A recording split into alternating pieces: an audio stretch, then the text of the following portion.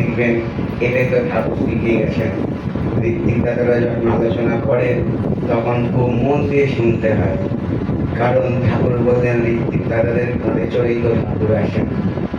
ঋত্বিক দাদারা বলেন না, ঠাকুর বলিয়ে নেন, আর আমরা শিখে শিখে তৈরি হই। তো এই শিখতে শিখতে যেটা অনুভূতি, আমরা যা করি সবই কিন্তু ঠাকুরকে কেন্দ্র করে।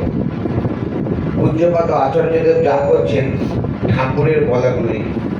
দাদারা জানেন ঠাকুরের যে 32 দফা কর্মসূচি ছিলেন বা আছে, সেটাকেই কিন্তু তিনি রূপ দিচ্ছেন।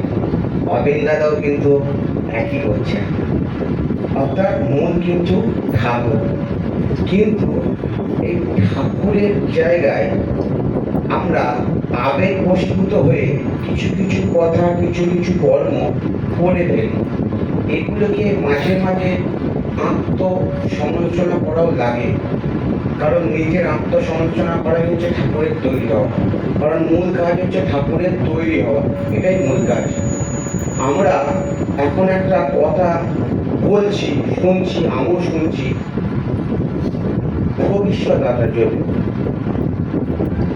আমার কথাটা ভালো লাগে না, আমার ভালো লাগে।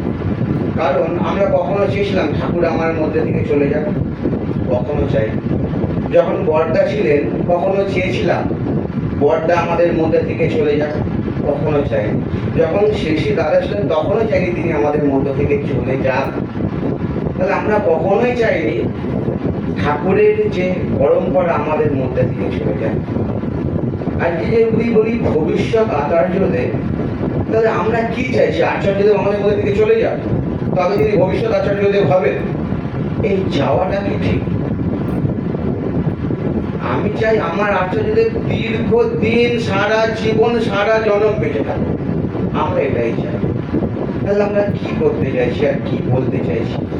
এই কথা বলা ভুলের মধ্যেও কিন্তু সেবা অপরাধ হয়। আমি কি চাইছি? আমার প্রাণের অবিন দাদা, আমার পরম পূজনীয় অবিন দাদা, তিনি যা বলবেন তাই করতে হবে। কারণ আমরা ঠাকুরের জন্ম থেকে দেখেছি বংশ পরম্পরায় বাপ বেটাকে লীলা চলে, চলছে, চলবে। কিন্তু আমার আচার্যদেব আচার্য, এর বাইরে কিছু না। কারণ ঠাকুর আলোচনা প্রসঙ্গের প্রথম খণ্ডে বললেন, আমার সন্তান সন্ততির ভিতরে আমার মিল খুঁজে পাবি, তাদেরকে শ্রদ্ধা করবি, ভালোবাসবি, কিন্তু কখনো ভগবান ভাববি না।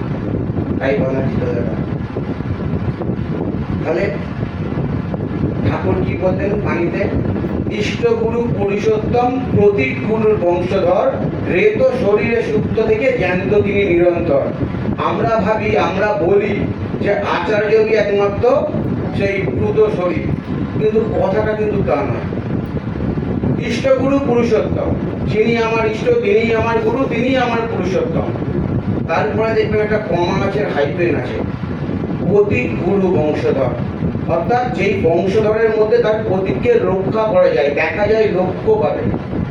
ধরুন আমরা তাজমহলে ঘুরতে গেছি, একটা ছোট তাজমহল কিনে আনলাম, সেটাকে যখনই দেখি আমার ওই তাজমহলের কথা মনে পড়ে। তাহলে যখন আমি ঠাকুর পরিবারকে দেখি তখন কিন্তু আমার ঠাকুরের কথা মনে পড়ে। তাহলে ঠাকুর পরিবারের প্রতি প্রত্যেকে কিন্তু ঠাকুরের প্রতি। এইগুলো কিন্তু আমাদের ছোট ছোট, আমরা অনেক সময় ভাবি আচার্য তো অবিন্দা ছাড়া কাউকে মানার করতে নেই না। যদি ঋত্বিক কেউ হয় সেটা কিন্তু শুধুমাত্র ঠাকুর পরিবার। তারপরে জ্যোতিঋত্বিক, গতিঋত্বিক, সহগতিঋত্বিক, এটাই কিন্তু তার ভাগ। তাহলে আমি যদি ঠাকুর পরিবারকে না মানি, আমি কিন্তু ঋত্বিককেও প্রমাণ করলাম। এটাও কিন্তু মাথায় রাখতে হবে। ঠাকুর কিন্তু বললেন ঋত্বিক দেবতা, অর্থাৎ তিনি দেবতার অংশ, তাই তিনি ঋত্বিক দেবতা।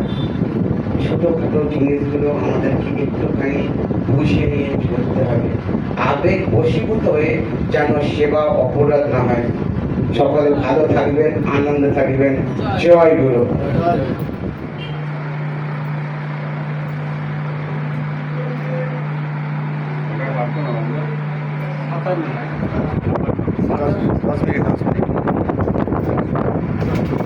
জয় গুরু।